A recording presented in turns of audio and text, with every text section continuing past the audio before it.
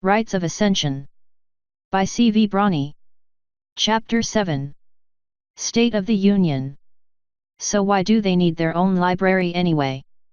The two mares walked down a very steep circular staircase with a magical cylinder of light in the center. The walls, ceiling, steps, and floors were old, creaky wood, a clear indication of the incredible age of the steps. 2 flights down, they had come across an old, ransacked desk next to a broken wooden door leading into the library. Twilight had only been in here twice before, both under escort by the princess herself. This isn't a normal library, Rainbow. Every text in here contains knowledge that is either forbidden or classified. Some of it impossibly old and very, very dangerous. Only a scant few ponies have ever been allowed in here. It's a great honor. The reports had been right. As they stepped into the long, wide corridor into the mountain, it was plain to see the books nearest the door were rifled through or missing. Some pony was looking for something. Hooves and boots clopped on stone floors as the surrounding environment became grey stone lit by enchanted torches. 4 columns of bookcases stretched dozens of rows deep. Yeah, the Grand Mage thing. Care to explain this again? Because I'm having a bit of trouble comprehending everything you just told me. Alicorn, seriously. Twilight stopped and sat down, the cold of the stone floor muted by her armor. I had trouble believing it myself. I stood on a cloud without a cloud walking spell, Rainbow. I never knew that could be so awesome. Scary. Oh, Rainbow said, looking dejected. Don't take it personally, Rainbow. This has just been all very trying for me. Well, sort of. Oh, this is just so frustrating. It was fortunate Hooves couldn't grip hair too well, or she might have pulled some of her mane out. Instead, she just pressed them against her head in a vain attempt to use pressure to ease the headache. Rainbow's gentle hoof on her back did a much better job. Hey now, it'll be fine. If the princess says it'll be okay, I have faith in her. Twilight sighed. I know, it's just, this whole alicorn thing is completely screwing with my emotions. Things that should shock or terrify me are just making me feel more resolute. The next moment, some little thing goes wrong and I panic. It's like I'm feeling things more than ever, but some of what I should be feeling is overridden by a different feeling. And now I'm saying feeling too much and it's making me angry. Relax. I'm here now, so things can only get more awesome. And I'll be here as long as you need me. Twilight shook her head. Rainbow, I can't possibly pull you away from the Wonderbolts. Don't worry, I'll talk with the princess and no, honestly, don't worry about that. I'm here for you. But you loved being a Wonderbolt. Best job ever. Wonderbolt's captain? Worst job ever. I'd rather pluck out my feathers and take Rarity's job. Twilight stared at Rainbow with her mouth hanging open. Worst job ever? But you wanted that job. It was your dream to make captain. The best flyer in Equestria, remember? Yeah, I remember. And do you know what being captain means? It means I went from being a flyer to being a manager. I barely used my wings at all. I did nothing but listen to whining about flight time, fill out mountains of paperwork, attend meetings. It was, ugh. No, that wasn't my dream. My dream was to be the best, and I made it. Now, you need the best, and that's me, so I'm here. Rainbow, are you really sure? This has already gotten very dangerous. I mean, lethally dangerous. Neither of us might survive this, and I don't know if I could forgive myself if something happened to you. Rainbow sighed exasperatedly and face-hooved. Look. See these. Rainbow spread out her wings to their fullest, and small bits of smoke and rainbow lightning crackled between the feathers. Yes. Twilight tilted her head for a moment and caught herself again, untilting it. Ever really think about what these mean to Pegasi? The whole meaning? Why we tend to be aggressive and live in the moment. Fluttershy not included. Twilight looked Rainbow up and down with her eyes very quickly while her mind drew a blank. You can control air currents. Rainbow shook her head. You can survive big falls by magically bracing yourself? Shape and disperse clouds. Rainbow raised an eyebrow and began to look impatient. You can dispense and project lightning by manipulating micro-air currents and static electricity around your primary feathers and dynamically create thick but short-lived clouds using magically enhanced contrails thanks to advanced military training. Twilight said, sheepishly shrinking herself down. Ugh! Rainbow face hooved again. Alicorns are immortal. Pegasi, oh, the stark reality was staring her right in the face the entire time. Pegasi had fast metabolisms and generally died sooner than unicorns or earth ponies, even when they weren't killed by flying accidents. A unicorn mare might live to be 160, or more if they were exceptionally powerful, while a Pegasus stallion would be lucky to see 90. Look, Chui. I'm not going to live very long, that's just what happens to Pegasi like me. The daredevils. If I don't go out in a blaze of glory, I'll either die from a mid-air cramp in my 70s, or wither away on a cloud somewhere. I realized this as a filly and nearly lost it. Then one of the instructors took me aside and told me that it doesn't matter if your life is going to be short, as long as you make it that much brighter. So that's what I've done, and that's why no matter what's ahead, I'm ready for it. Rainbow. Thank you. Twilight gripped Rainbow in a hug the Pegasus clearly wasn't ready for as she stiffened up. Don't mention it. Seriously, I don't want ponies finding out I'm all philosophical. It'd ruin my reputation. Rainbow tried to push her away, but Twilight just held on tighter. Rainbow, I need you to promise me something. You aren't about to ask me out or something, are you? 'Cause you're great and all, but that got Twilight to give up the hug. What? No. No, I meant, she sighed. Look, Wonderbolts have military training, right? Rainbow nodded. Full boot camp, then Bolts combat training, then show training. Why do you think I can keep my cool after being told my friend is an alicorn? I mean, that's kinda freaky, she said, chuckling. Anyway, only the few that get through it all actually make into the division. Most don't get through the first week of the Bolts combat camp. A not very subtle hint of ego was in her voice. So you're trained to stay calm when you fight, right? And you've been trained to know when to use lethal force and when not to. Of course. Twilight looked down at the ground as her mane fell over her shoulder in a sag. Rainbow, I nearly killed that pony earlier. Rainbow nodded again in a smile, patting her on the shoulder. I know. That looked like a serious beating, and against a general. I'm impressed.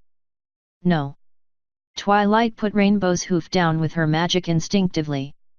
Rainbow, I mean after that. I was going to execute him with enough magic to destroy half the gardens. I didn't even know I could summon or control that much power, and I couldn't stop myself. If Shining hadn't been there to talk sense into me, you'd have followed a mushroom cloud instead of a flash of magic. Rainbow eyes got wide but she said nothing as Twilight put both her front hooves on Rainbow's shoulders. I need you to promise me to keep me under control, no matter how bad things get. If I'm about to do something like that again, you have to stop me. No matter what. Moments passed as Rainbow looked into her eyes, and Twilight's mind raged with all kinds of possible negative outcomes. Rainbow running, yelling at her, not wanting to be friends. It was absolutely insane to expect that of Loyalty herself, but Twilight's high-strung and distressed mind couldn't help it. It was Twilight's turn to stiffen on instinct as Rainbow took her into a hug, and she heard the words "You can count on me. Always." Twilight relaxed and shared the hug, shedding a few tears.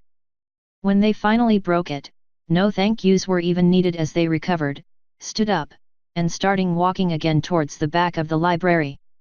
Come on, let's go find these books.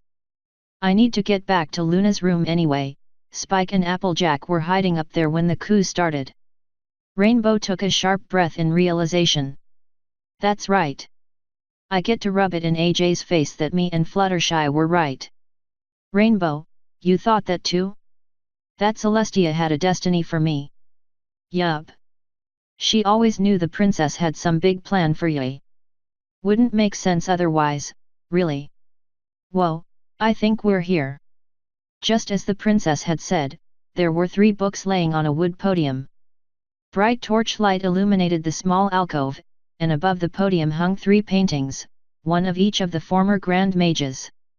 Twilight quickly levitated the books over to her and split them open, randomly and quickly switching between them as she read. Anything interesting, O Grand Mage of Equestria? Rainbow, these are the personal memoirs of the Grand Mages. Uncensored. All their travels and missions. There's even spells here. Spells they wrote. So this is what she meant by training. I guess so. She pulled all 3 into a bundle with her magic. Alright, mission accomplished. Let's get to Luna's chambers. AJ and Spike should still be there, safe and sound. Whoa. This place is spooky, yeah, I know. Twilight rather unceremoniously dropped the books on the bed and brightened the surrounding candles with magic. Applejack. Spike. Are you guys okay? Twilight's yells up at the ceiling were met with no response. This doesn't make sense, I told them to, I told them to wait if they wanted to. Chui? Where and why are you yelling? Rainbow looked very confused. Oh, sorry, the ceiling is an illusion. It's really a cloud. I put a cloud walking spell on them and teleport them up there, Twilight explained. Oh. So they're still stuck up there. Now, we got out. Twilight exhaled in relief. Oh, thank goodness. Twilight's mind had its transmission skip a gear as she realized the voice came from behind her and turned around to see a bruised and slightly burned Applejack next to a nervous-looking Spike and a third figure behind them. Soren? What are you doing here? Rainbow asked as the 3 beings walked into the room. Well, Spitfire and I were just coming in to save the day when we spotted these 2 falling from an exploding airship. Seems they blew it up from the inside. Without an escape path. Twilight noted that Soren, apparently, had a prideful streak much like Rainbow Dash. Hat. Yeah, Soren kind of saved our hides, Spike said. Still, it was awesome. There was this huge battle at the dockyard and Applejack and I rode a bad guy onto this huge blimp and then wait, let's start at the beginning. Twilight didn't want to hear something like this. It meant the battle on the grounds was even larger than she thought. In fact, much as I want to crawl back into that bed, I think we all need to get caught up on everything first. Let's get to the war room. The books can come later. Twilight really never liked saying that phrase, but felt that in this case it was the truth. She teleported the books up to the study for safekeeping and led her team out the door. Twilight Sparkle, Applejack, Spike, Soren, and the ever-fearless Rainbow Dash moved through the portal into the war room, where it almost looked as if an actual war was taking place. Papers and ponies were everywhere, as was the incessant noise. In the center of it, a prince with an obviously strained voice was barking orders in the royal canterlet fashion. Once he saw the group, he motioned for them to follow him rather than yell more. After moving down the corridors to the opposite side of the floor, he opened a door at the rear and held it for them with magic as they filed in. The noise didn't stop until the door slammed shut. The room was large and connected to the rest of the war room by a several-meter-long hallway. Facing the doorway was a desk with Shining's name on a placard, and behind that was a huge map table with a giant map of all of Equestria on the wall behind it. The large map had most of the major population centers labeled with different colors and some numbers next to each city name. Oh, it's a disaster out there, Twily.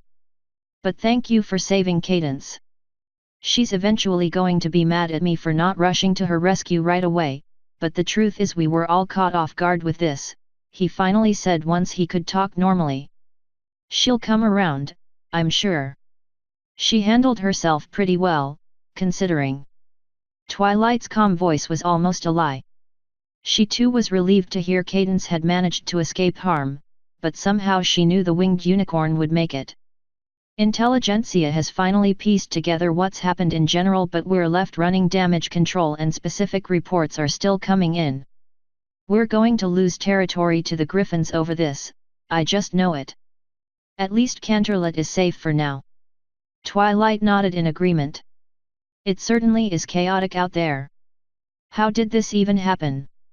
I mean, what kind of general attacks his own leaders? Shining looked around the room for a moment and sighed. Look, I'll be happy to explain, but first know that everything you're about to hear is absolutely top secret. Nothing leaves this room, and I mean that, Applejack. The entire room's eyes turned to the suddenly very self-conscious mare. What? She said. I can keep a secret, Danjit. All right, but Celestia might want to put a charm on you just in case. Fair warning. Applejack folded her forelegs and grumbled. Okay, here it is. Right now, the government Celestia's government is about 5 years from total collapse. For the next few small moments, the entire room stood in stunned silence. It started with Nightmare Moon, when Celestia disappeared. Discord made things worse, and after the changelings, we started having towns on the border between the Griffins and Equestria actively consider defecting to Griffin control. They're worried Celestia can't protect them, that she's too weak. That's crazy. Applejack interjected. They're half right. Twilight interjected right back. Celestia can't protect them, but that's because she's too strong. I was there when Towers confronted her. Everything around her was on fire, and she wasn't even using any magic. If she fights, absolutely everything anywhere even near her burns. Plants, ponies, friends, enemies, everything. She turned back to Shining. But why lead a coup over it? Shining sighed. Because she's weak. Or at least looks weak. Ponies look for strong leadership, and if it's lacking, those that think themselves strong will try to fill what they see as a power vacuum, usually to benefit only themselves. That's what happened here. We've already identified 3 nobles that helped bankroll Towers, and they're on the run, but we really doubt they're the true leaders. Stuff like this happens, the ones in control look for false stallions. Other groups we're already aware of have similar goals, and we've been keeping them suppressed for ages. Towers, or rather, whoever was giving him orders, was the first to get this far without us noticing. Nobility. It makes sense, and a pony trying something this huge would have to have an awful lot of money to piss away, Soren said. It gets worse. If Towers was in on it, they had vast access to our military secrets. Some of his men had magic armaments that we're still not ready to roll out. Oh. Rainbow interrupted. That reminds me. On the way here, I got jumped by a couple Pegasi with weird armor. It glowed blue and gave them a lot of speed. Not that it did them any good. You too? Soren asked. Spitfire and I both got jumped like that.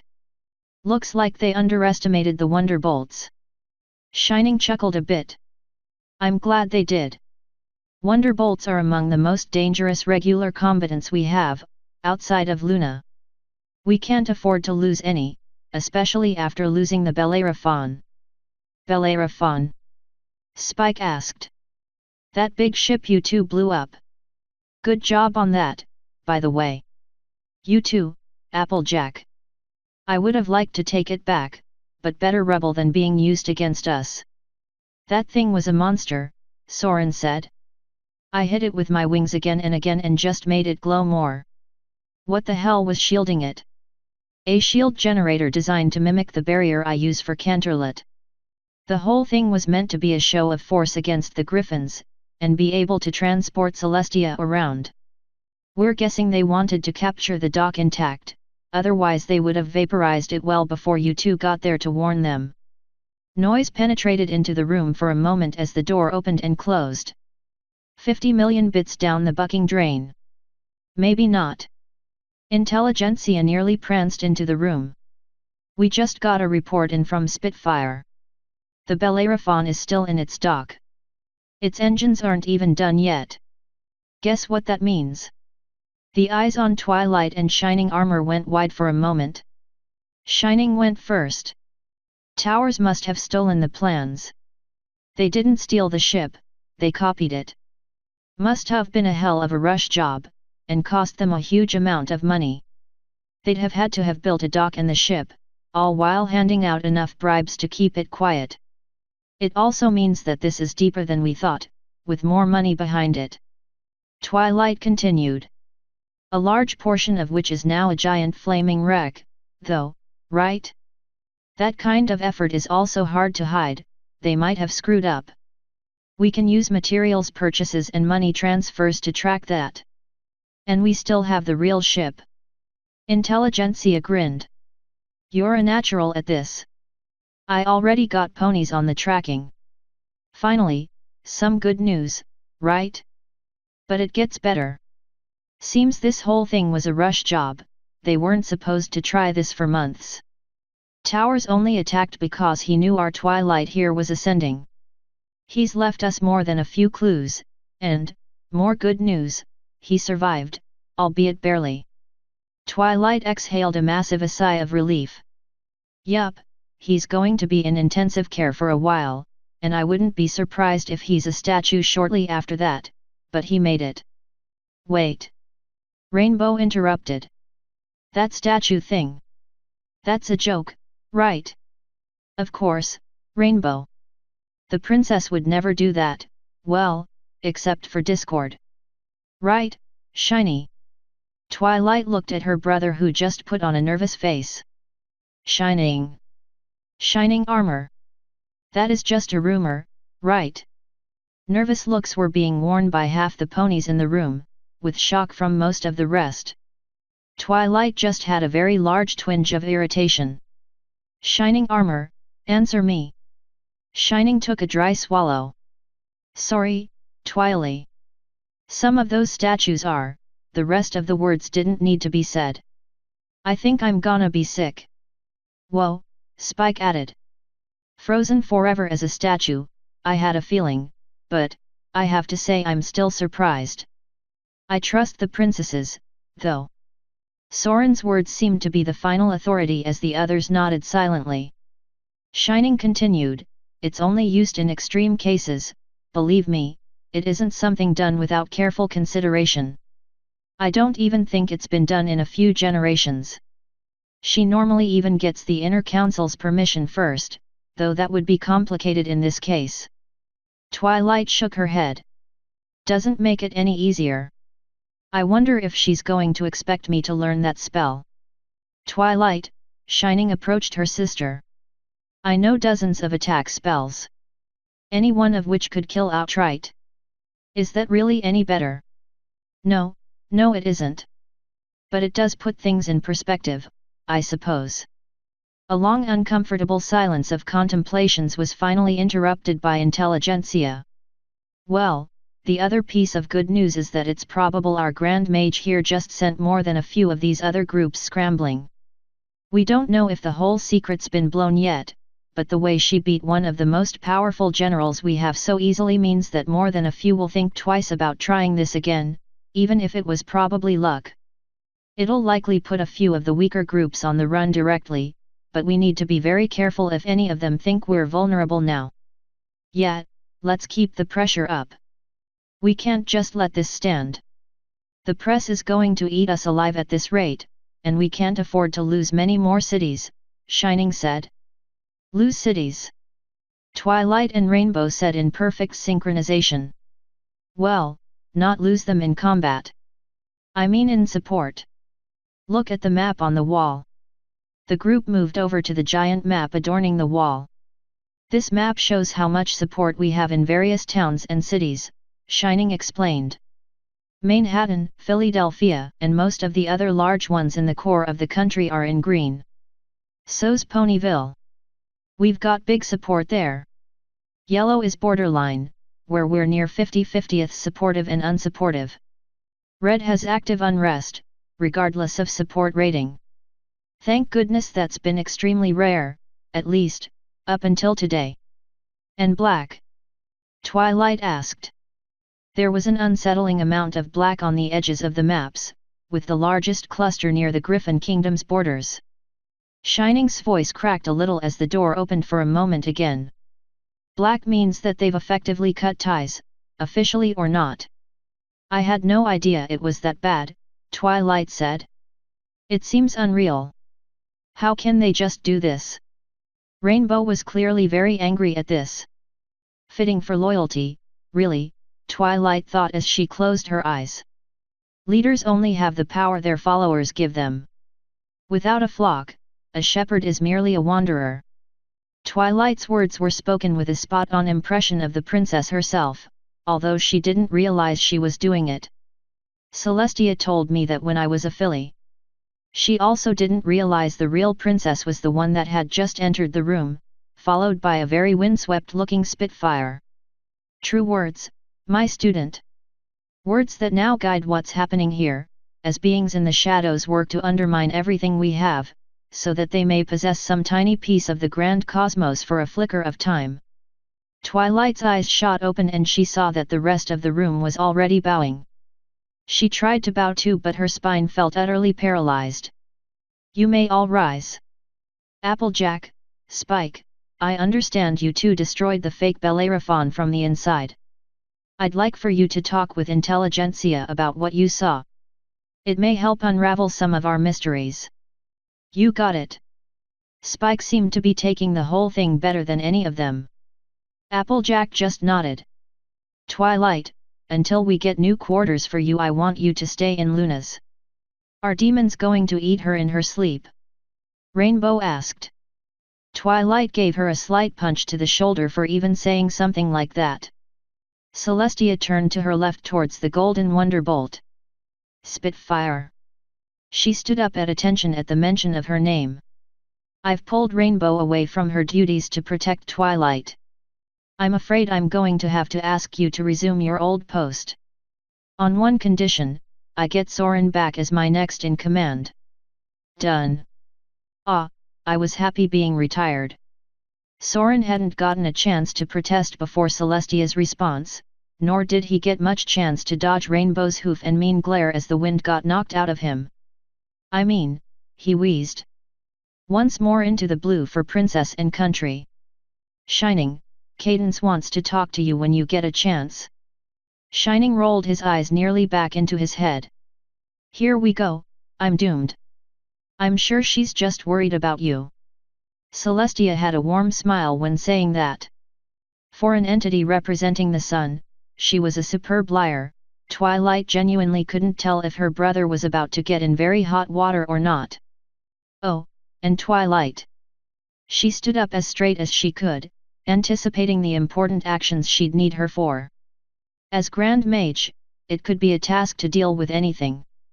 Try not to worry about what you've seen in this room too much just yet. I'll need your help with these matters soon enough, but for now, I need you to read those books, okay? Ah, book reading. Although it was a comforting idea, it was nonetheless tremendously embarrassing to get caught disobeying orders, especially orders to read books. She lowered her head appropriately before responding.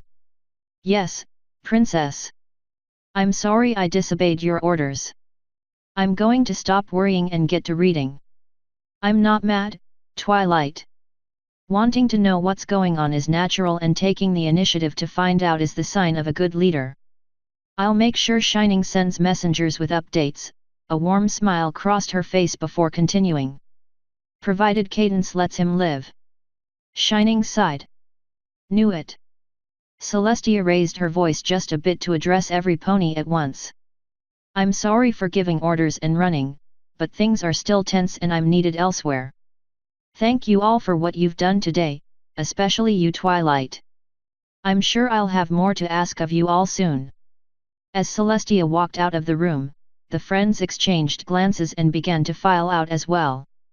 Intelligentsia had Spike and Applejack follow her after a small goodbye to Twilight, while Spitfire and Soren even started to argue as they walked out. Shining was left to his work at his desk, even though half of that work was now likely classifiable as avoiding winged unicorn wrath, as Twilight and Rainbow exited out into the busy war room as well. Hey! Rainbow nudged Twilight a bit in the shoulder. I don't suppose Luna's room has anything interesting for me to read on those shelves. You know, stuff not filled with dark secrets and horrors. Well, I know she has noir crime novels. Noir what now? Noir.